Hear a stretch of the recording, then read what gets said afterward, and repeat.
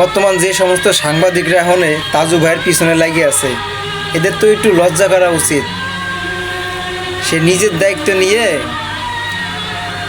নিজের গ্রামের খারাপ খারাপ বিষয়গুলো তুলে ধরছে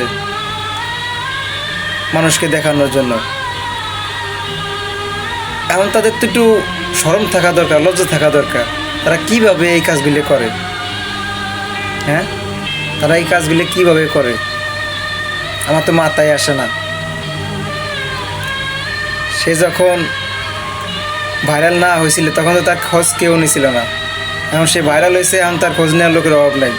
সাংবাদিক তার পিছনে উঠে ফিরে লাগছে, যত পদের চ্যালেঞ্জ আছে। আপনাদের একটু লজ্জা করা উচিত।